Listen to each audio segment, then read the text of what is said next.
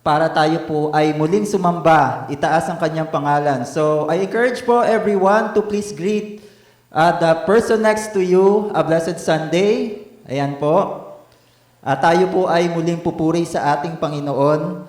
Itataas natin ang kanyang pangalan. So, welcome po sa bawat isa sa PBCC, Parañaque Bible Christian Church, where His last command is our first concern. And now we invite din po ang bawat isa that if you have concerns, prayer concerns, or anything that you would like to for the church to know, you can visit po our website, which is facebook.com/PBCC Merville Park. Ayan, so if you have prayer concerns, requests that you would like the church to know, please feel free po to reach out to us and we will be very accommodating sa inyong prayer request. Okay? So another announcement po, this coming week, our weekly prayer meeting will be held at the Multipurpose Hall, so we encourage everyone to join us as the youth group ang magiging host natin for our midweek service. And this is going to be 7:30 p.m. in the evening. So feel free to join din po. And we will be celebrating din po our Lord's Table. So for those of you watching online and at the same time yung mga kapatiran natin na nandito, I encourage you to prepare our hearts as we partake the communion later on. Okay po? And we also invite all men to attend our weekly men's fellowship. Ayan. And this is being held every Saturday at 9:30 a.m.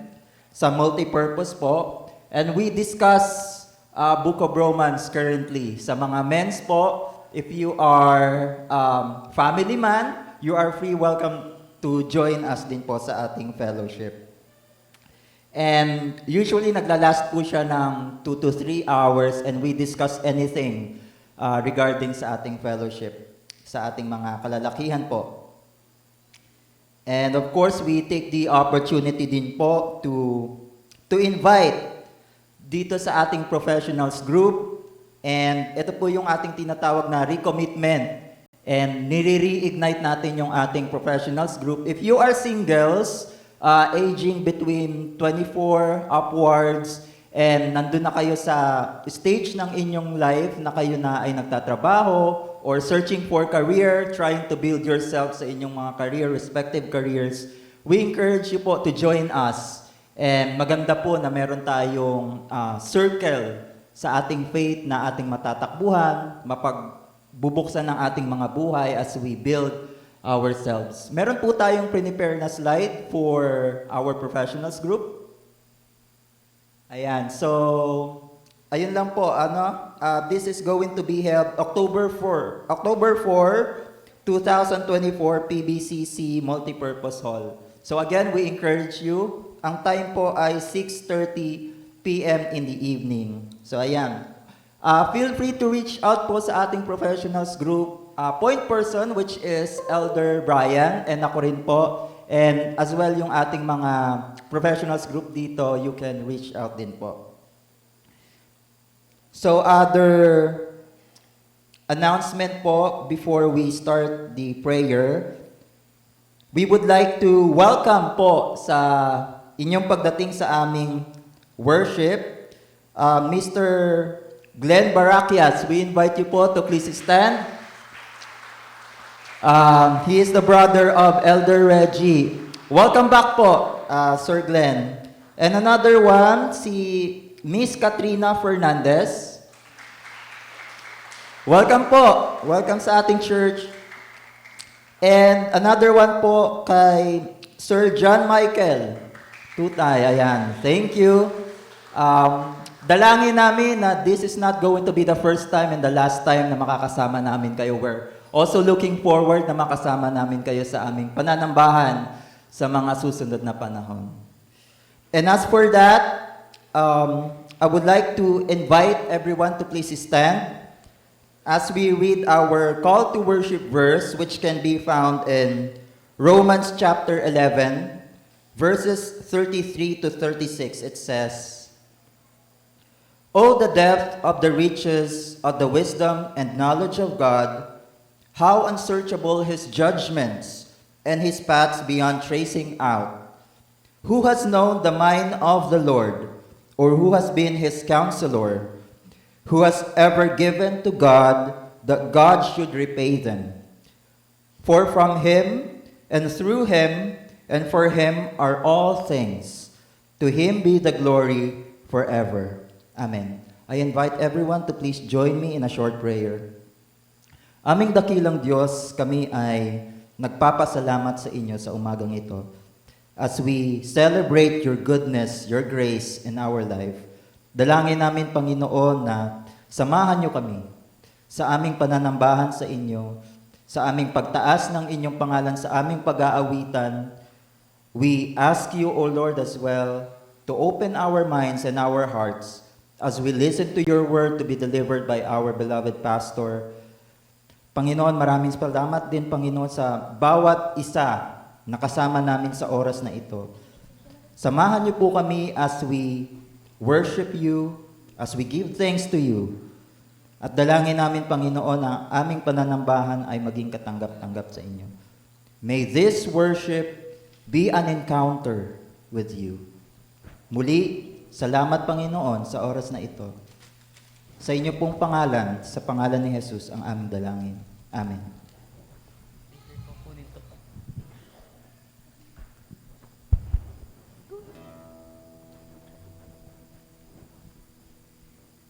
Morning! Blessed Sunday! As I read Psalm 145, may mga i-highlight po akong mga verses. And let's ponder on that verses as we worship the Lord this morning. Sabi doon, I will exalt you, my God and the King. I will praise your name. Every day I will praise you. Lord and most worthy of praise. His greatness no one can fathom. One generation commends your works to another, and they tell of your mighty acts. They speak of the glorious splendor of your majesty, and I will meditate on your wonderful works. They tell of the power of your awesome works, and I will proclaim your great deeds. They celebrate your abundant goodness, and joyfully sing of your great righteousness. The Lord is gracious and compassionate, slow to anger and rich in love.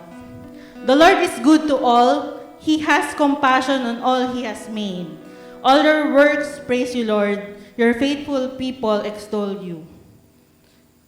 The Lord is trustworthy in all he promises and faithful in all he does.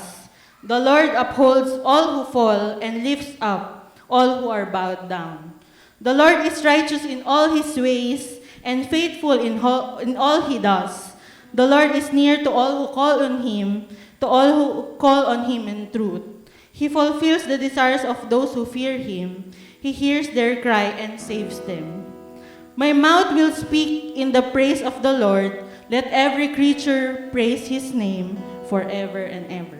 Let's come together and worship our King, for he has done great things.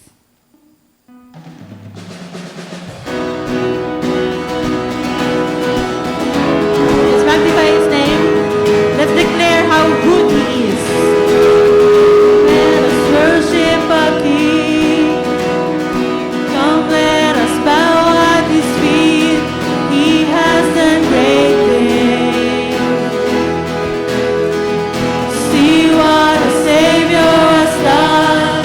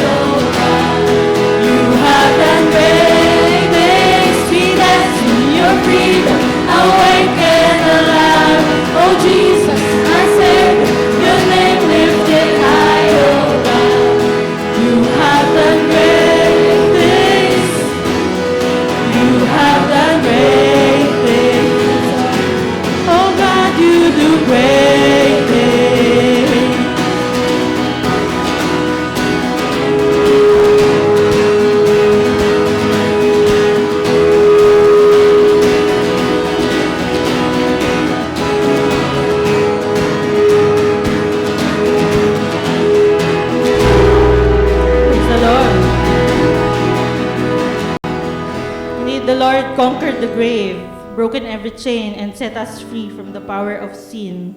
So let's continue to worship our God, and let's continue to be reminded of the sacrifice Jesus made for us on the cross. He took our place and bore our sins so that we could be set free.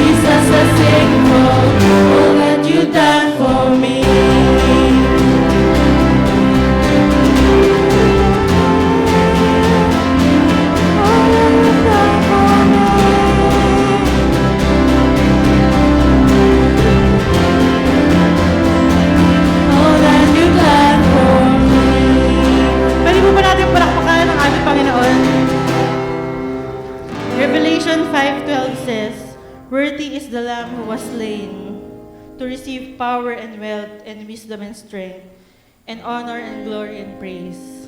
Let's give God the glory, the honor, and the praise that He alone deserves.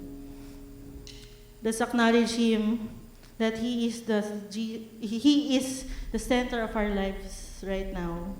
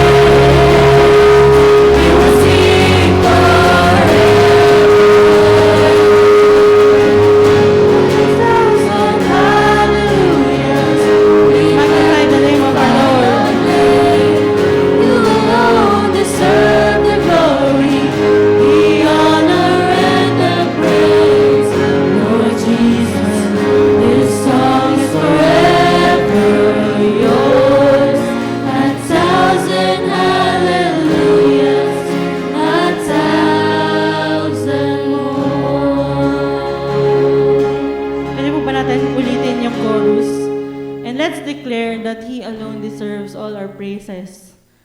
He deserves all the adoration. Maraming salamat, Lord, dahil Ikaw lang sapat na, Lord. And we know that in You, we have eternal life. Maraming salamat, Lord. We praise You.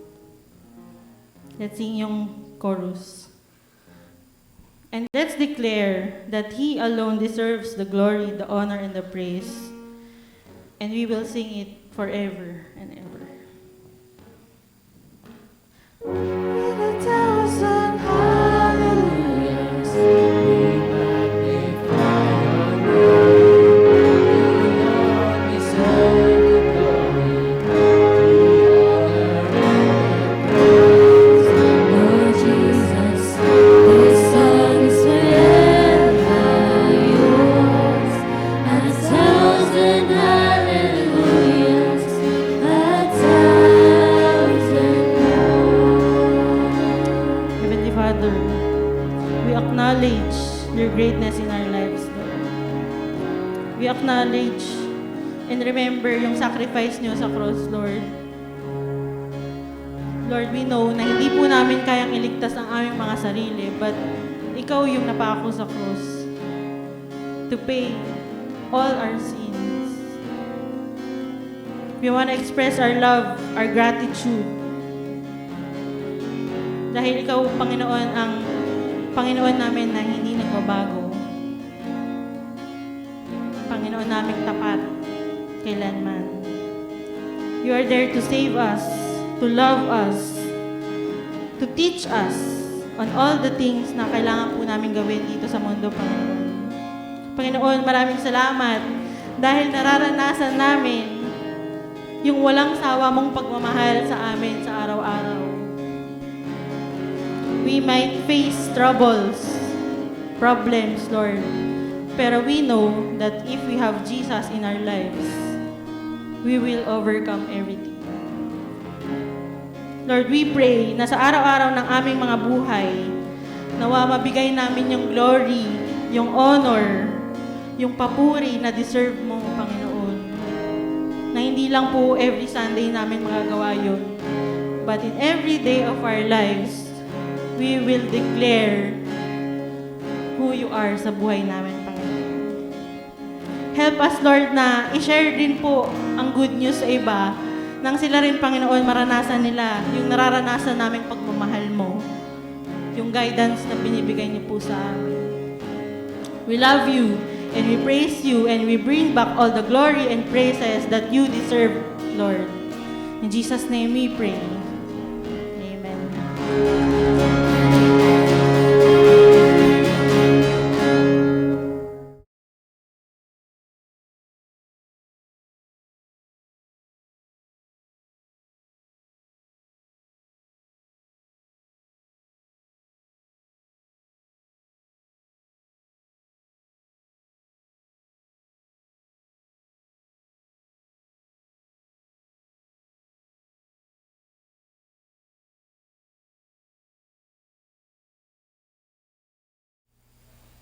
Gandang umaga po sa inyong lahat, mga kapatid.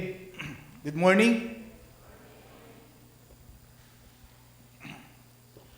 Our passage this morning is part of the larger discussion on the great topic of the resurrection. In fact, 1 Corinthians 15 is often called the resurrection chapter of the Bible. Because in this chapter, chapter 15, Paul extensively discusses the great hope of the believers, which is the resurrection of the dead. But in the first 11 verses of this chapter, which is our passage this morning, Paul focuses on explaining the gospel he preached. And he anchors that explanation on the foundational truth of the resurrection of the Lord Jesus Christ. while we won't be discussing in length the resurrection of the dead, because this will be covered by the next preachers in the following Sundays after me, we will cover only the gospel that Paul preached. The gospel that Paul carefully lays out in our passage this morning. So I have entitled our message this morning, The Gospel Paul Made Known. The Gospel Paul Made Known. So let us read our passage this morning.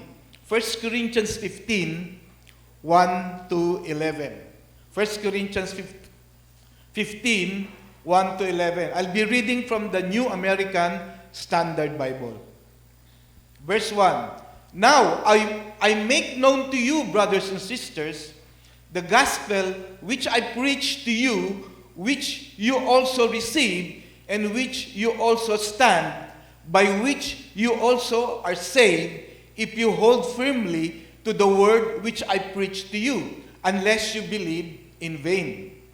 For I handed down to you as of first importance what I also received, that Christ died for our sins according to the Scriptures, and that he was buried, and that he was raised on the third day according to the Scripture, and that he appeared to Cephas, then to the 12.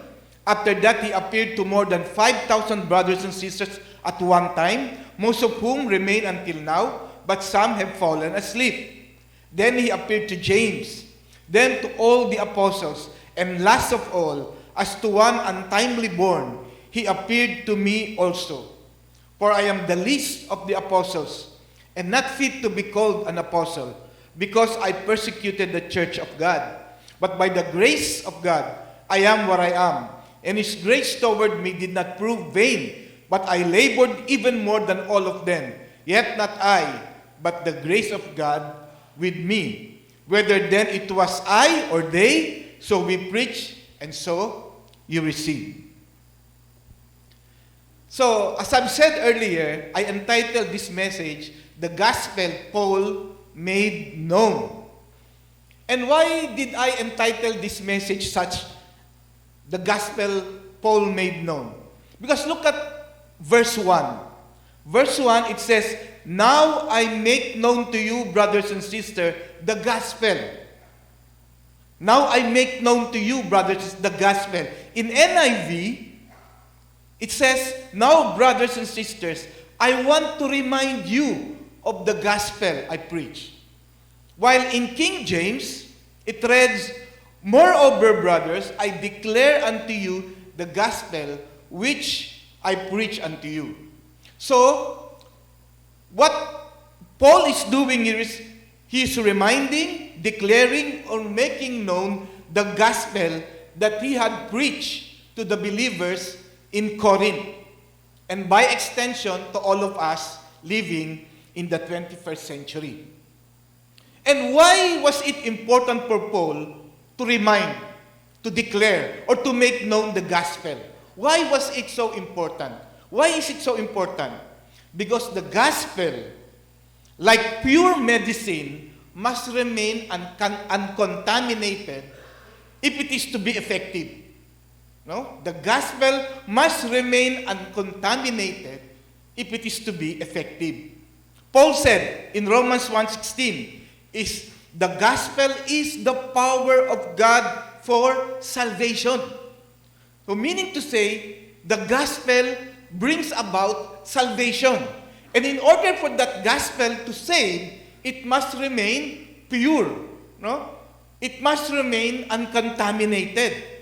That is why Paul, in Galatians chapter 1, verse 8, he said this, But even if we, or an angel from heaven, should preach a gospel other than the one we preach to you, let them be under God's curse. So, ibig sabihin, kahit si Paul pa yung nag-preach, bigla siya nag-iba ng gospel, sabi niya rito, let Paul be accursed.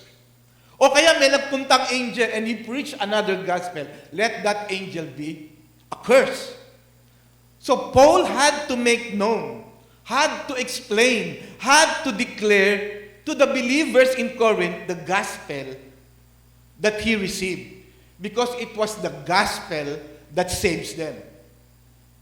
And in order for that gospel to save, the message must be uncontaminated. It must be pure. No? Because why is this so important? Because nowadays, many people are hearing different kind of gospel. There are gospel which they call the social gospel. No? The social gospel. And those who preach this gospel emphasizes man's liberation from social injustice, poverty, social structure that contribute to human suffering and equality. So sa kanila, ang gospel, if a person is liberated from social injustice, from poverty, then he already is saved. That's the social gospel. And there is another gospel which they say the health and wealth gospel or the prosperity gospel.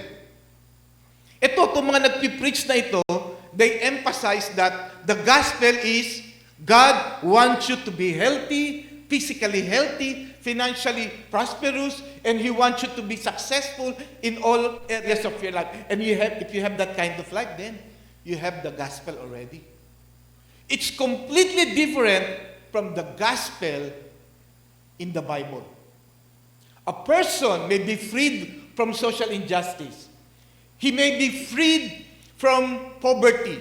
He may be successful financially. But if he's still enslaved in sin, then he has not known the salvation that the gospel brings about. They have not truly understood the true message of the gospel. That's why Paul had to explain the gospel. So as we examine our passage this morning, three things we will see. Three things in our passage about the gospel. First is the proper response to the gospel. Second is the content, yung nilalaman ng ebanghelyo, the content of the gospel. And third is the eyewitnesses of the gospel of Christ's resurrection. So let's go first to our first point, the proper response to the gospel. First of all, Paul said, the gospel must be preached.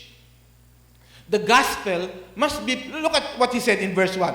Now I make known to you, brothers and sisters, the gospel which I preach. Paul preached the gospel. Why? Because it is the gospel.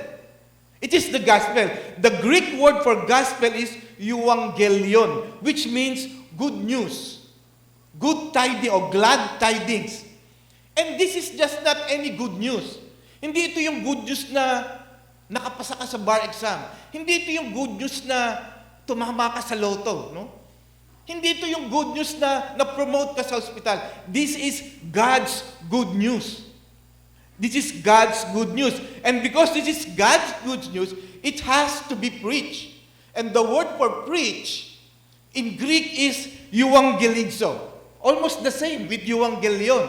No? Euangelizo, which means to announce, to proclaim, to make known.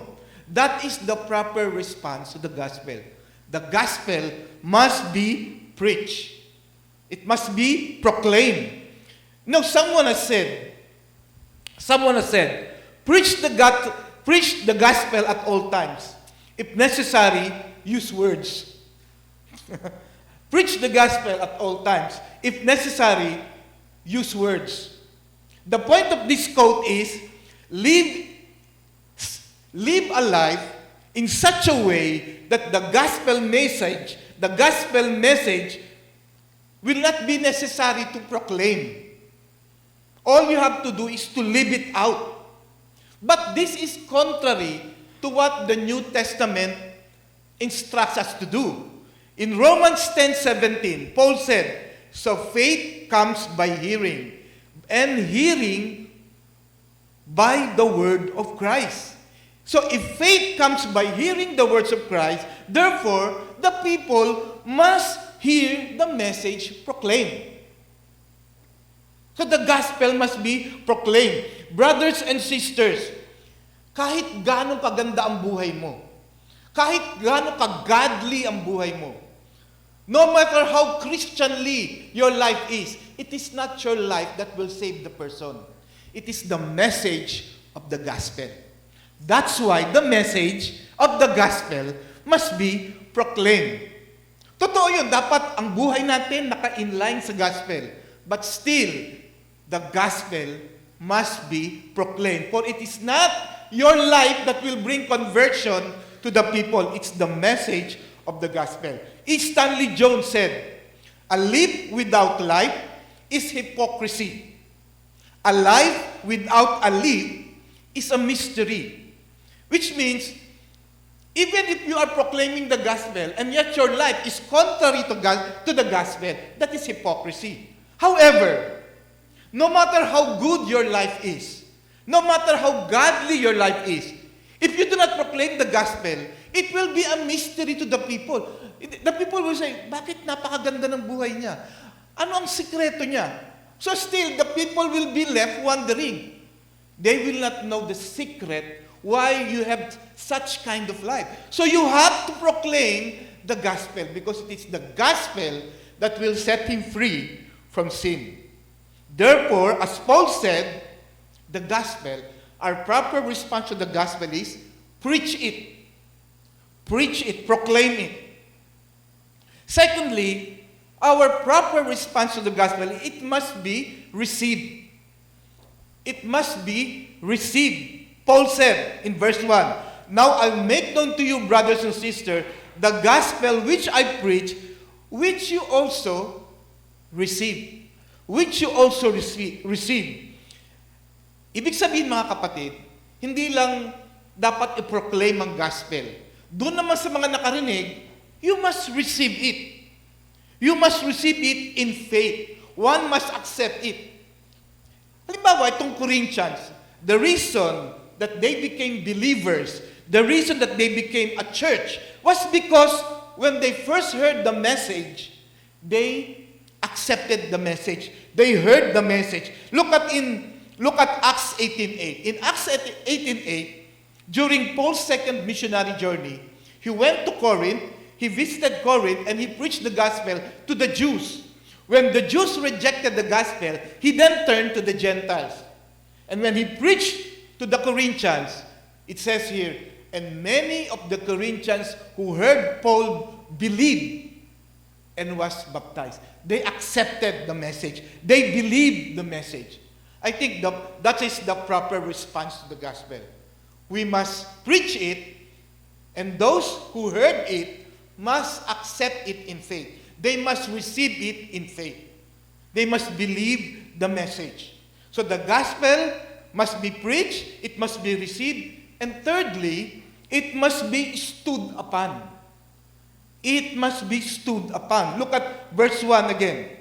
Now I make known to you, brothers and sisters, the gospel which I preach, which you also receive, in which you also stand. In which you also stand. So Paul is saying to the Corinthian believers, since you already received the gospel, since you already saved by the gospel, now rely upon it as the unshakable foundation of your faith. This means that you not only rely on the gospel when you first heard it, but you must continually stand by its truth for the rest of your life. Because the message of the gospel is unchangeable. We can continue to stand by it, making it our sure foundation for our eternal destiny.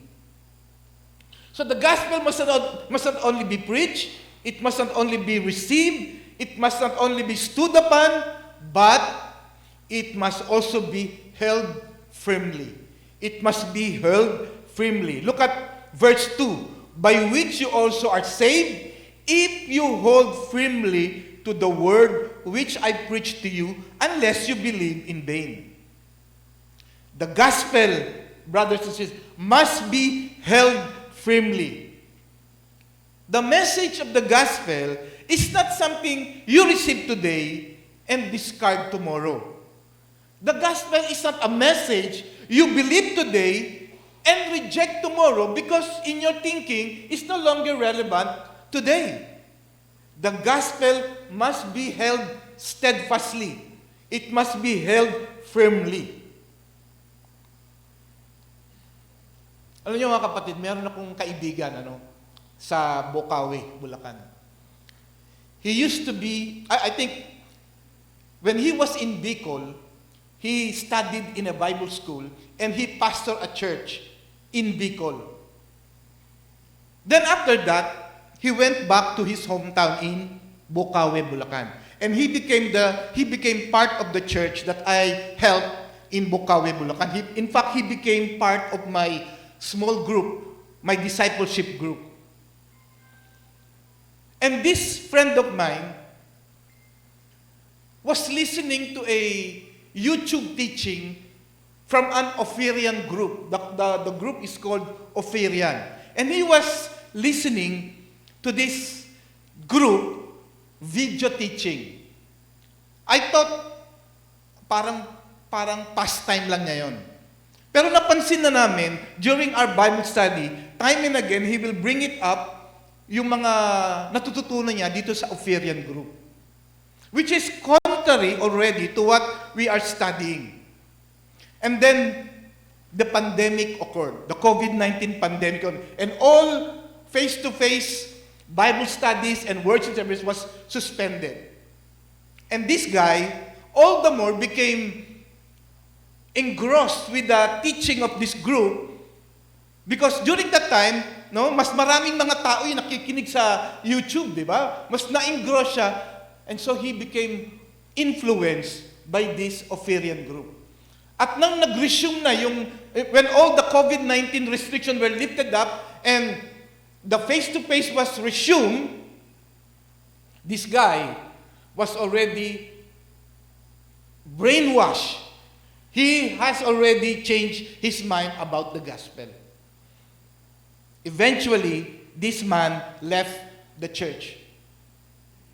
The gospel that he held once, he discarded. He abandoned.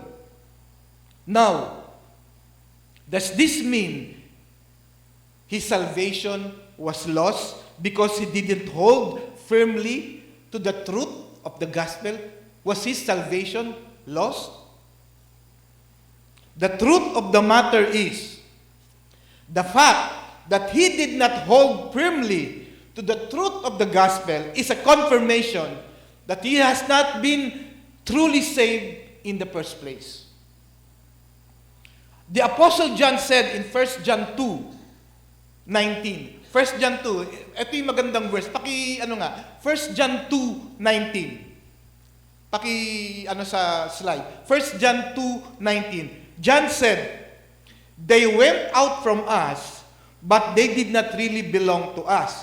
For if they had belonged to us, they would have remained with us. But their going showed that none of them belong to us."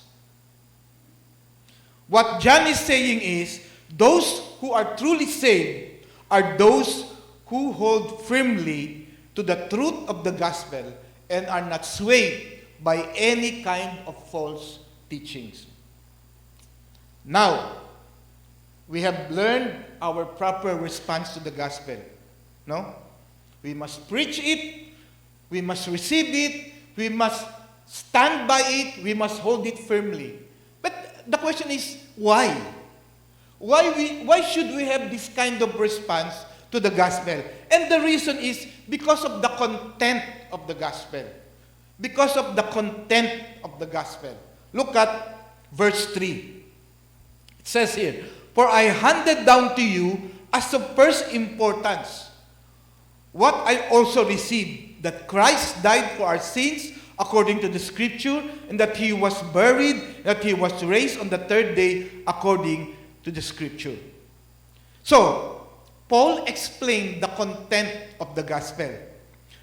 Pero bago niya in-explain yung content, sinabi muna niya, "For I have handed down to you as of first importance what I also received." Paul received the gospel. And Paul said, because I received the gospel, this is of great importance. This is of the highest importance. Why? Because he did not receive the gospel from any man.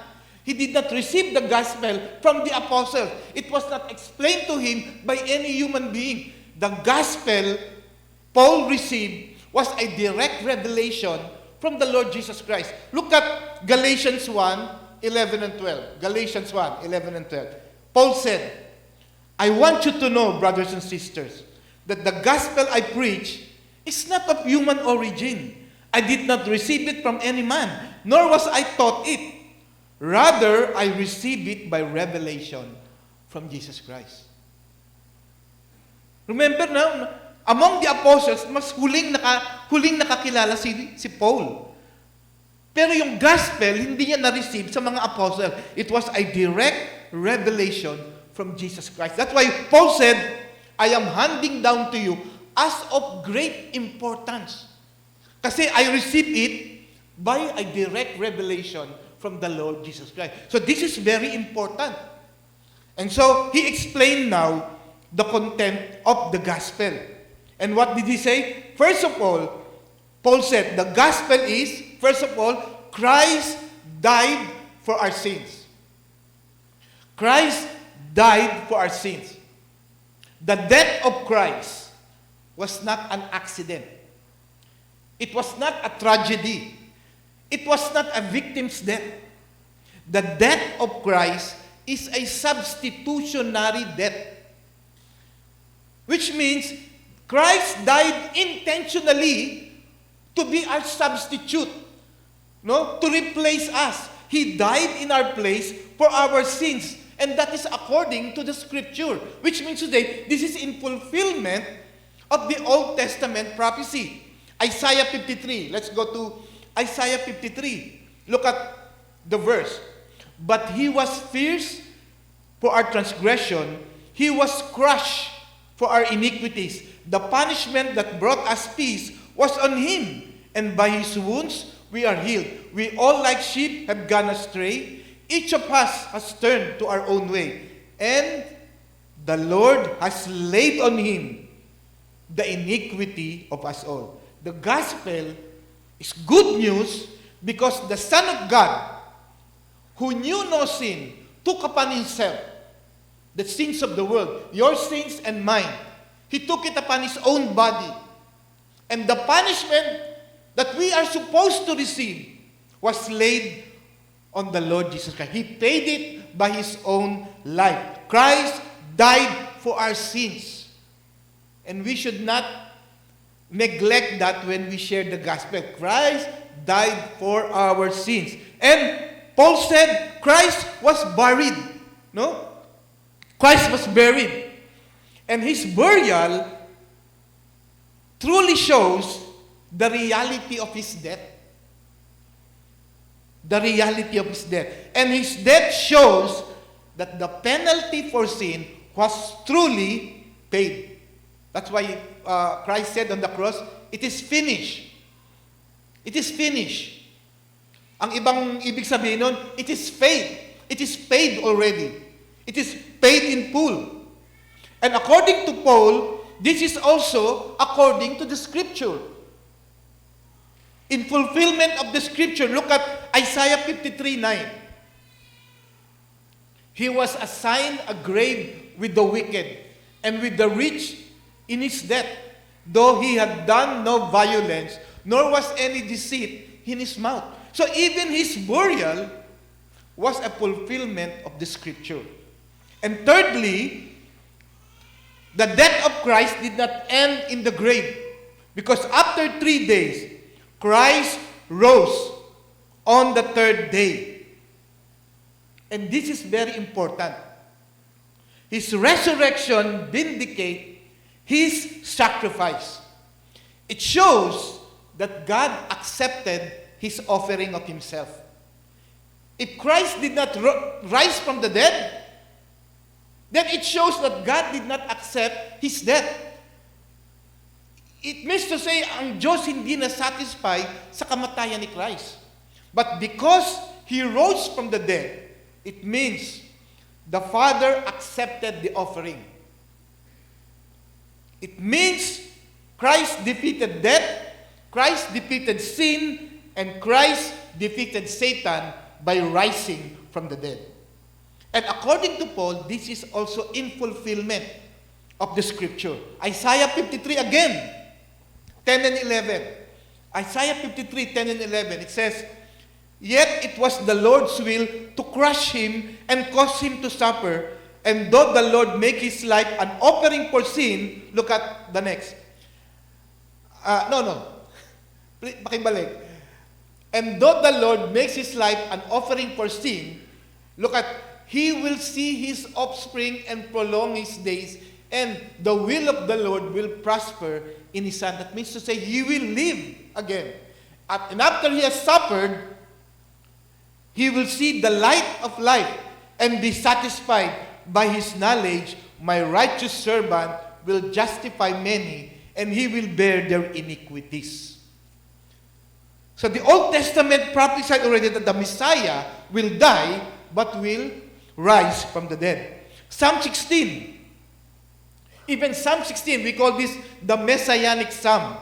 Look at Psalm 16 verse 10. "Because you will not abandon me to the realm of the dead, nor will you let your faithful one see decay." This is in prophecy of the resurrection of the Messiah. That's why, mga kapatid, yung resurrection is not only the core of the Christian faith, it is the core of the gospel itself. The gospel will not be good news if Christ only died but was not raised to life. The gospel cannot save if Christ did not rise from the dead. The gospel is good news because it can save people. But the reason it can save people, because the one who died rose from the dead. That means to say, he can save anyone who comes to him in faith. Dahil buhay siya, no? Dahil buhay siya, maililigtas niya ang sinumang lalapit sa kanya at magtitiwala. In fact, Paul said na yung salvation natin nakaangkla sa paniniwala mo na si Kristo ay nabuhay sa mga palay. Look at Romans 10:9. "If you declare with your mouth Jesus is Lord, and believe in your heart that God raised him from the dead, you will be saved." So, your salvation also depends on you believing that Christ was raised from the dead. If you do not believe that, then you don't have any salvation at all. The gospel is the most important message, as Paul emphasized in our passage. It is the gospel message because it reveals what Christ did to save us. Christ died for our sins as our substitute. He was buried and rose from the dead on the third day. Anyone who comes to Christ, even now, if you come to Christ in faith, you will be saved. As Paul said, "And believe in your heart that God raised him from the dead, you will be saved." So since the resurrection of Christ is central to the gospel message, kailangan ipakita ni Paul na itong resurrection ay hindi myth. Kailangan ipakita ni Paul na yung resurrection ay hindi gawa-gawa lang. Kailangan ipakita ni Paul na itong resurrection ay hindi fable. So he has to show an evidence. So in the following, in our last point, Paul presented the eyewitnesses to the historicity of Jesus' resurrection as part of the gospel's message. So let's go now to our last point, the eyewitnesses of the gospel of Christ's resurrection. So the resurrection was not just a story. It was a witness event. Nakita ng mga tao. No? It was a witness event. In verses 5 to 8, Paul presented the eyewitnesses to this greatest event in history. Alam nga, siguro ito trivia to sa inyo. Alam niyo po ba na si Paul ang unang nagsulat ng resurrection account? Alam niyo po ba yon? Na si Paul ang unang nagsulat, nagkwento ng resurrection at nakakita at nagsabi kung sino yung mga nakakita sa resurrection. Because the letter of 1 Corinthians was written first bago na isulat yung four Gospels. Matthew, Mark, Luke, John. In fact, yung 1 Corinthians na isulat a decade earlier than the first Gospel written. Si Mark ang una nagsulat ng Gospel. Pero mas nauna pa itong 1 Corinthians. So si Paul ang unang nagkwento ng resurrection sa kanyang account. At kinuwento niya yung chronological order ng mga nakakita sa resurrection. Kasi siya yung unang nagkwento. Kaya magandang pakinggan natin kasi siya yung unang nagkwento patungkol sa resurrection ni Jesus Christ. At ipinakita niya kung sino-sino yung mga eyewitnesses. Ang unang eyewitness, sabi niya no, verse 5, and that he appeared to Cephas. He appeared to Cephas. Cephas was Paul's Aramaic name. Yung Peter ay Greek name niya. Ang dami. At yung Simon naman ay Hebrew name ni Peter. Simon Peter. Yung Simon ay Hebrew name ni Peter. Yung Peter naman ay Greek, di ba? Petros. Pero itong Cephas, ang ibig din sabihin ng Cephas ay rock sa Aramaic. Rock din yun. Di ba yung Peter, rock din yun? So yung Cephas ay Aramaic name ni Peter. At sabi ni Paul, unang nag-appear si Jesus kay Cephas. At yan ay naikwento rin ni Luke. Look at Luke 24, 33 to 34. Ito yung patungkol sa two disciples walking in the Emmaus Road, di ba? Nung resurrection morning. Yung dalawang disciple, nakasabay nila si Jesus. At nung nalaman nila, nung nag-reveal si Jesus sa kanila, dali-dali itong dalawang ito bumalik sa Jerusalem. At ito yung sinabi nila, Luke 24, 33 to 34. They got up and returned at once to Jerusalem. There, they found the 11 and those with them assembled together and saying, "It is true, the Lord has risen and has appeared to Simon." Na-single out si Simon. And has appeared to Simon. Meaning to say, isa sa unang pinakitaan ng Lord after niyang mabuhay ay si Simon. At tama, si Paul, he appeared first to Cephas. Kaya nga tanongin, why of all the disciples, si Peter? Siya yung nagtatwa, no? He was the one who denied Christ 3 times. Bakit sa kanya una nagpakita? Bakit hindi kay John? Ang tinatawag na the apostle of love. Bakit kay Cephas? Bakit sa kanya nagbuwag na itinatwa si Christ 3 times?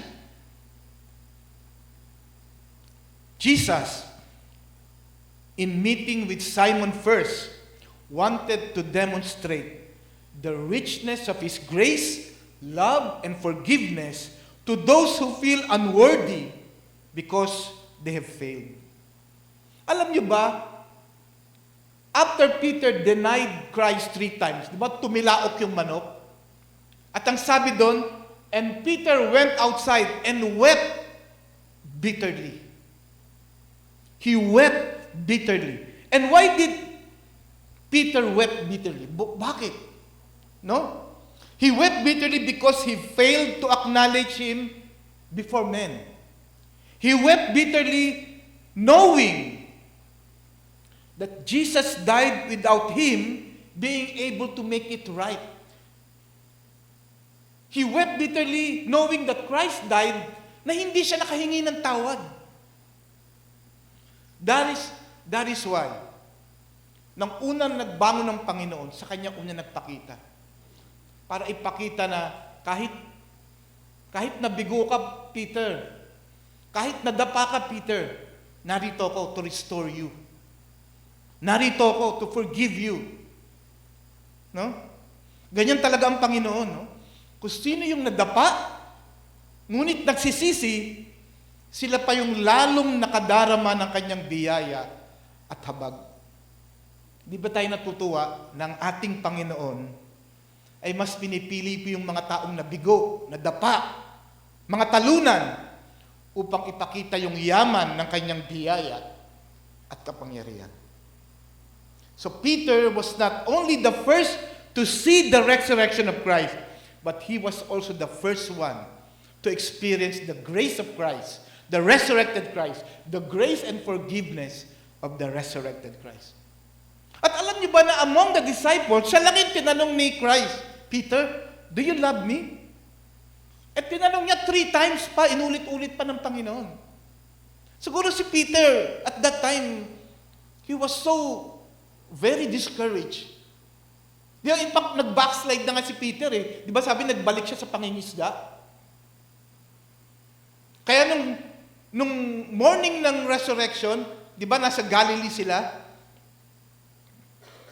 Nandun sa ang Panginoon sa pangpang. At nakita nila, oy, that's the Lord! Biglang tanong kagad si Peter. Siya yung nauna na tumakbo para i-meet ang Panginoon.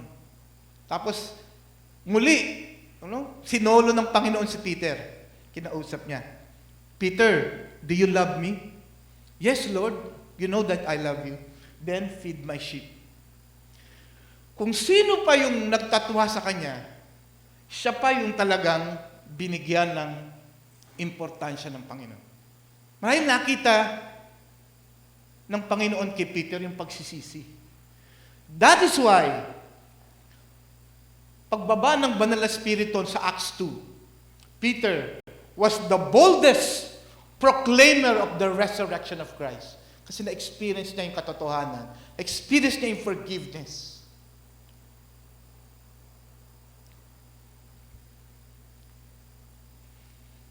And then he appeared not only to Cephas, according to Paul, then to the 12.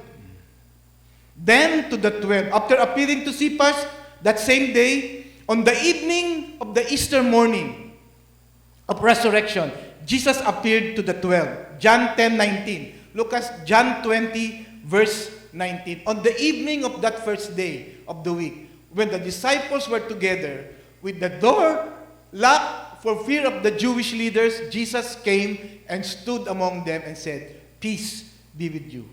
So this is the first time that Jesus appeared to the 12 as a group. Okay, magtaka, bakit 12? Patay na si Patay na si Judas. Because the title 12, the 12, became the official title of the 12 apostles. Kaya nga, di ba, sa Acts, sinabi ni Peter, kinakailangan may pumalit kay Judas. Para maging totoo naman tayo sa number natin na 12. Kaya pumili sila ng kapalit ni Judas para maging ika-12. Kasi hindi naman pwedeng tawagin sa lang 12 tapos 11 lang sila. Pero naging official title na to ng 12 disciples. The 12. So when you say the 12, it refers to the first 12 apostles of Christ. So Jesus appeared to the 12 disciples, 12 apostles. No? Yun ay naging official title nila. But after the 12, according to verse 6, after that, He appeared to more than 500 brothers and sisters at one time. So, nakita niyo yung una, si Cephas, tapos yung 12, masasabi natin, that kind of eyewitness is a quality witnesses. Kasi mga apostle to Mga binago ni Kristo. But this time, He appeared to more than 500 brothers and sisters at one time. So we can say that this is the kind of evidence which is large. Kanina, quality witnesses. Ngayon, it is a quantitative witnesses. Napakarami nung nakakita. No? So, it is not only, the resurrection is not only validated by the quality of witnesses, but also by the quantity of witnesses. Sa Old Testament, to validate a certain case, you need only 2 or 3 witnesses to make the case truthful, para mag-decide yung judge in favor of you. Sa Old Testament, 2 or 3 witnesses.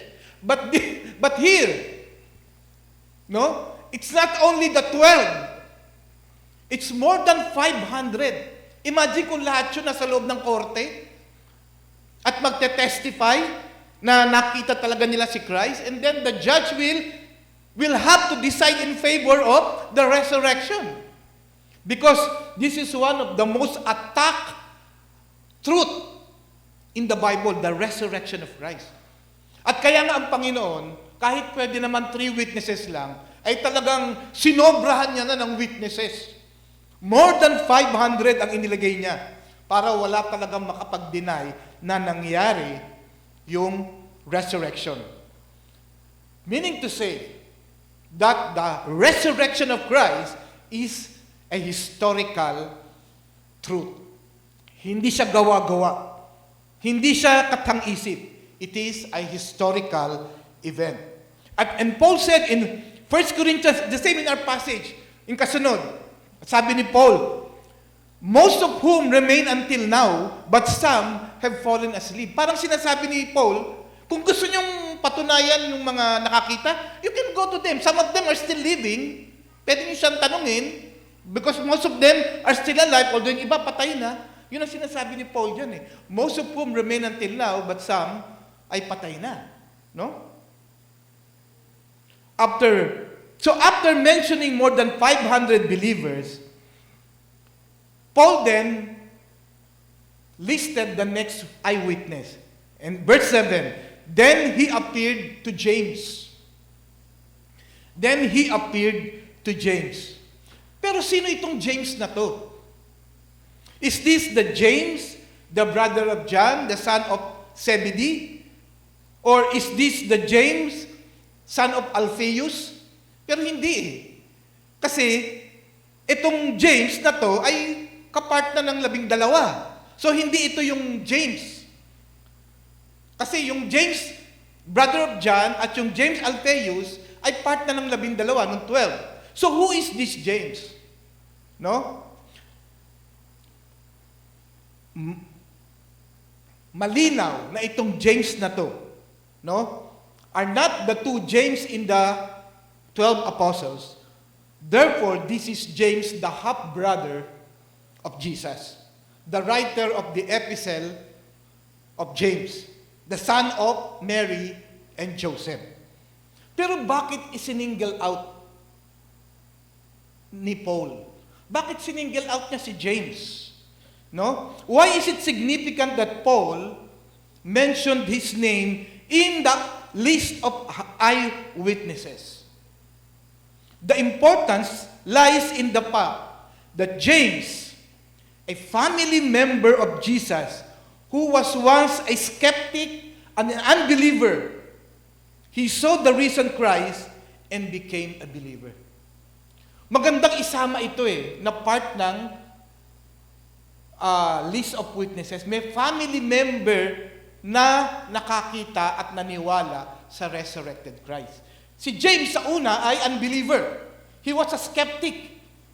Though Christ performed many miracles, James was not convinced. It only took the resurrection of Christ for this James, the skeptic James, to become a believer of Christ. That is why, no, in John 7:5, look at in John 7:5, it says, for even his own brothers did not believe in him.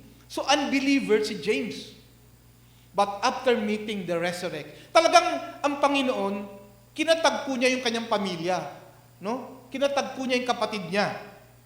And because of that meeting, James now believed of who Jesus really is. That's why, in James chapter 1, verse 1, look at the transformation of James. James, a bond servant of God and of the Lord Jesus Christ. A skeptic now calls himself a bond servant of Jesus Christ. Look at what that transformation took place in his life because he met the gospel in the person of the resurrected Christ. So, we have Cephas, we have the 12, we have the 500, more than 500, and we have James. And look at what Paul said. Then to all apostles, binalikan niya ulit yung 12. No? Look at, back to our passage. It says, then to all, sabihin nag-appear ulit ang Panginoon sa 12. Diba? Look at Acts 1:3. Acts 1:3. After his suffering, he presented himself to them and gave many convincing proof that he was alive. He appeared to them over a period of 40 days and spoke about the kingdom of God before he ascended to heaven. So, ibig sabihin, mula nung nag-resurrect si Christ, hanggang siya'y umakyat sa langit, merong interval na 40 days. At sa loob ng 40 days na yon, 3 times, nagpakita ang Panginoon dun sa 12 as a group. O, nagpakita siya. So now, we have this list of witnesses. Cephas, the 12, the more than 500, and his own family member, James. Pero meron pang isang witness. No? The final witness, a special kind of witness. Look at verse 8. At sabi ni Paul, and last of all, as to one untimely born, he appeared to me also. So sinasabi niya, and last of all. Kaya minsan questionable, pag nakarinig kayo ng kwento, nakita ko ang Panginoon. Sabi ni Paul, and last of all, siya yung huling-huling nakakita, no? Last of all, as to one untimely born, he appeared to me also. Paul is a special kind of eyewitness. Hindi siya kaparte ng 12 eh. Hindi siya kapart ng 500 tao nakakita. And he was not a family member. No? Paul was an eyewitness to something that he wanted to destroy. The resurrection of Jesus. Kaya nga niya pinapersecute ang church kasi pinoproclaim nila yung resurrection ni Christ. And Paul wanted to destroy that message. No? The destroyer of the message of the resurrection of Christ became a defender of the resurrection of Christ because he met Christ at the Damascus Road. Acts 9. Nakilala niya ang Panginoon. The persecutor of the church became a church planter. No? The man who sought to destroy Christianity became the most ardent defender of Christianity. At sinabi ni Paul described himself as one untimely born. As one untimely born. Yung word na yan, yung untimely born, sa Greek, yan ay ektrauma. Ektrauma, nang ibig sabihin ay miscarriage or premature birth.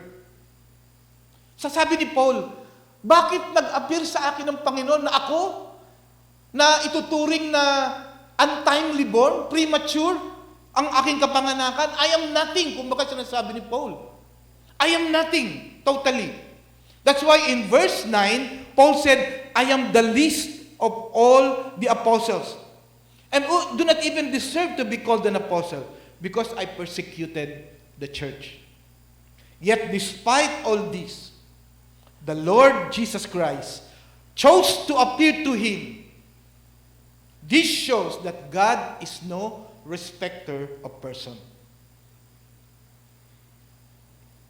Hindi ba tayo natutuwa na minsan pipiliin ng Diyos yung mga taong hindi mo inaakalang pipiliin niya? At yan ang aking kinakatuwa sa aking buhay, na hindi ko rin inaakalang ako'y pipiliin ng Panginoon. Kayo mismo, hindi nyo inaakala siguro na kayo ay magiging kabahagi ng kaharian ng Diyos. But all of that, because of the grace of God. Look at what Paul said in verse 10 and 11, the last verses. But by the grace of God, I am what I am. sabi ni Paul. Yes, I am the least of all the apostles, but by the grace of God, I am what I am. And His grace toward me did not prove vain. No? Yan yung pagkakapili sa akin ng Panginoon, hindi baliwala. Bakit?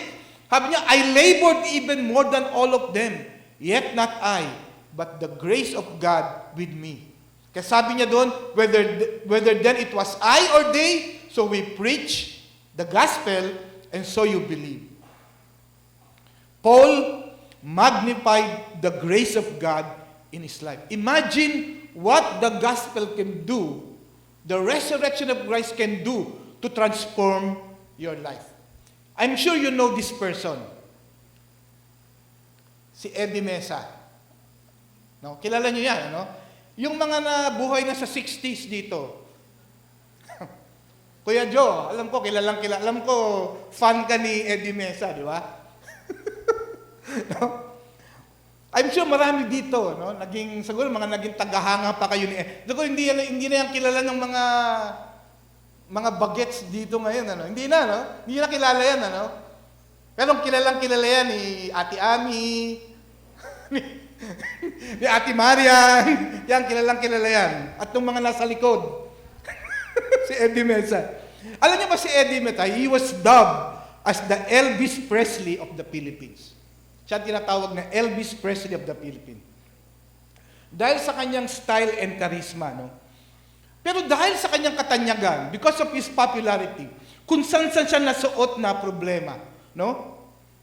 Mesa struggled with personal issues including troubled marriage and a lifestyle of drinking and infidelity, which eventually led to separation from his wife, Rosemary Hill.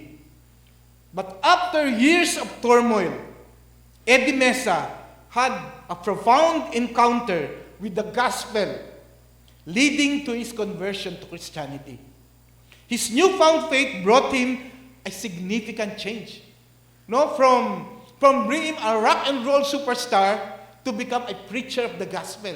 Ganun yung ginawa ng gospel sa buhay ni Eddie Mesa. At nagkabalikan silang mag-asawa. And some of his children became believers also. Not only Eddie Mesa, look at the next person. Manny Pacquiao. No? The world-renowned boxing champion and politician. Once known for his gambling, womanizing, and extravagant lifestyle, he experienced a dramatic, a life-transforming change after he encountered Christ. Kaya nga, nakita mo yung transformation kasi every time na mananalo siya sa boxing, he attributed to the Lord. Kahit yung nanay niya ay ang hawak rosaryo, si Manny Pacquiao, he attributed all his success to the Lord.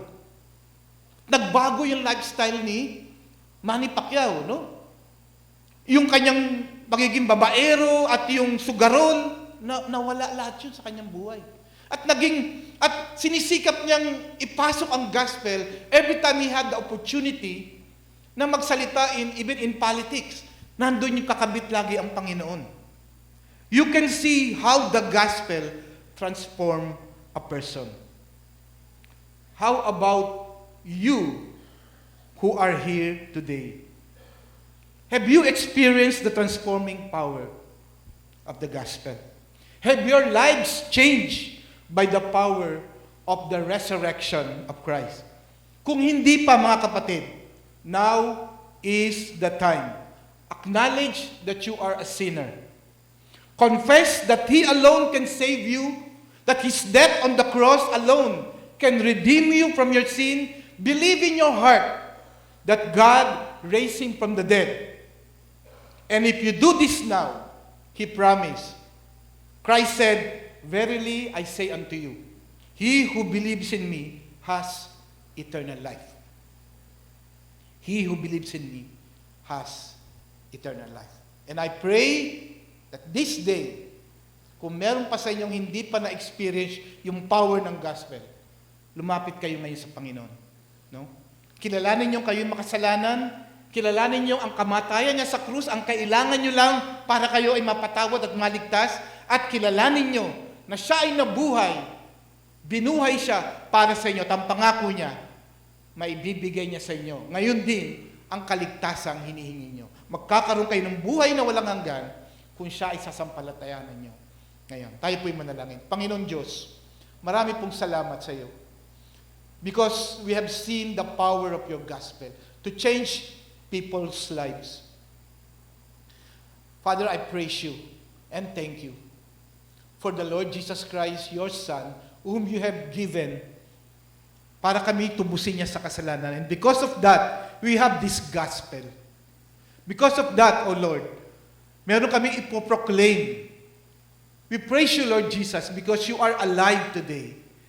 And I pray, O God, na yung mga anak mo na naririto, yung mga bisita rito, yung mga naririto na wala pang katiyakan, Panginoon, akayin mo sila. Iligtas mo po sila na ngayong ding araw na to, sila ay tumanggap sa Panginoong Hesus bilang kanilang tagapagligtas at Panginoon. Na sila, O Diyos, ay sumampalataya sa iyong buktong na anak. Na tanging paraan upang sila ay maligtas. Maraming pong salamat sa iyo, Panginoon. In Jesus' name, Amen.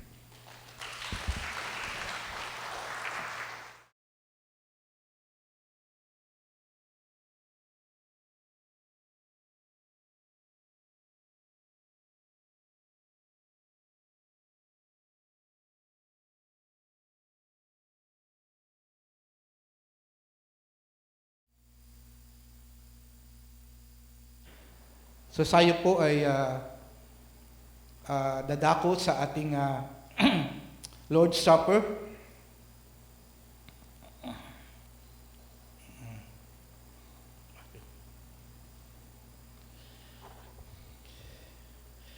Ito pong tinatawag na Lord's Supper, Lord's Table, this is one of the two ordinances left by the Lord Jesus Christ before He ascended to heaven.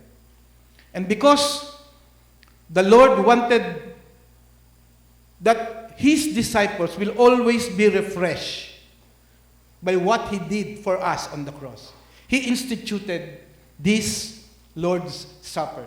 This is used to be the Passover celebration. But on the night before He was crucified, on that night, that Passover celebration ay nagkaroon na ng ibang meaning. It now became the Lord's Supper.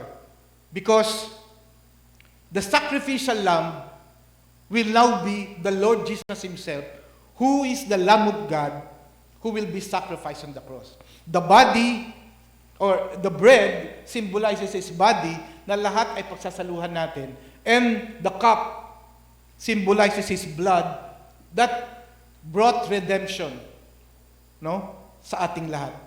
So as we partake of the bread and of the cup, let us always focus on the fact that Christ gave His life so that we might have redemption, salvation, forgiveness of sin. Hiningin ko po yung iba na tutulong sa pag-distribute.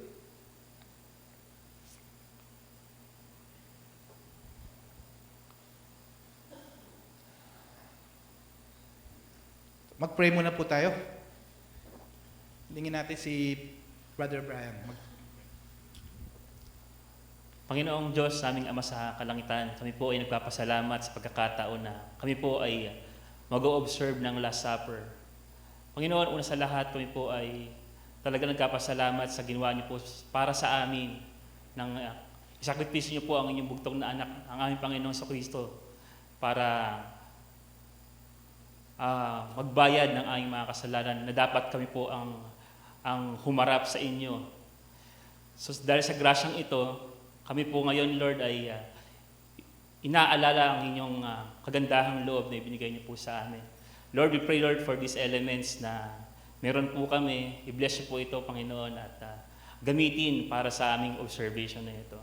Muli, Ama, sa inyo po ang papuri at pasasalamat. In Jesus' name, Amen.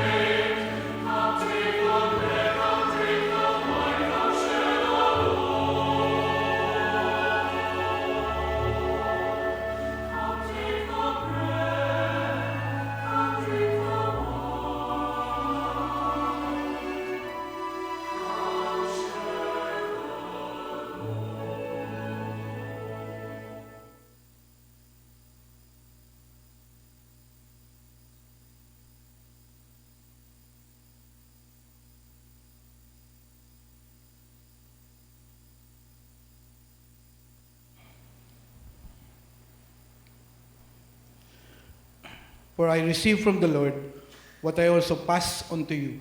The Lord Jesus, on the night he was betrayed, took bread, and when he had given thanks, he broke it and said, "This is my body, which is for you. Do this in remembrance of me." Together.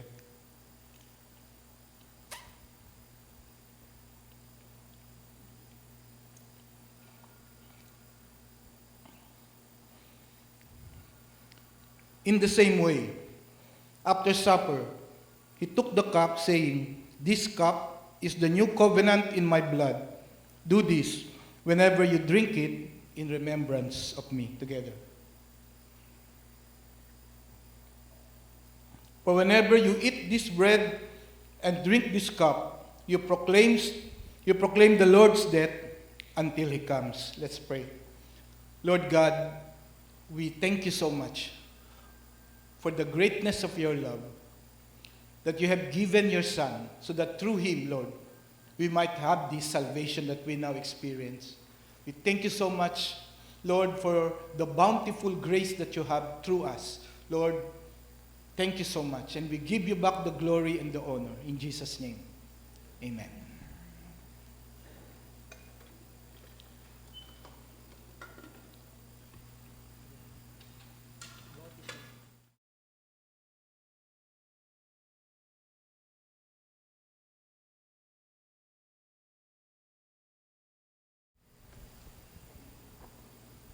We want to thank the Lord for the wonderful message Pastor Al has given us. And we want to thank the Lord for your ministry, Pastor Al, for giving that message. It is our prayer na patuloy kayong gamitin ng ating Panginoon sa kanyang gawain. And as we continue our worship, allow me to read Proverbs chapter 3, verses 9 to 10. And I request everyone to please stand. It says, "Honor the Lord with your possessions and with the first fruits of all your increase. So your barns will be filled with plenty, and your vats will overflow with new wine." I request everyone to please sit, and I call on for the deacons to assist us sa ating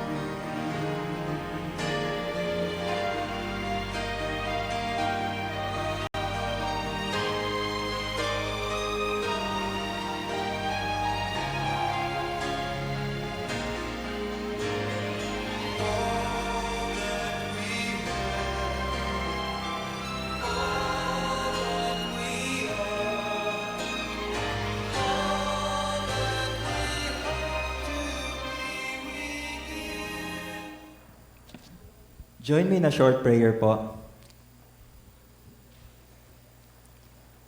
We gave thanks to Thee, O Lord, for these offerings, Panginoon. Dalangin namin, Panginoon, na patuloy niyong gamitin ang mga pamilya na nagbigay sa inyo ng mga kaloob na ito. And we also acknowledge, Lord, the fact na kayo ang nag-bless sa amin, and we are just giving back to you a portion of your blessing to us. And Lord, we continue to pray for this church na patuloy niyo kaming gamitin ang mga blessings na ito that we have only received from you sa gawain ng inyong salita for the gospel, Panginoon. And we thank you, Lord, as we continue to live by your grace sa mga susunod na araw for the entire week. Gamitin niya po kami para sa inyong salita. And Lord, we thank you, and this is our prayer in the name of Jesus. Amen.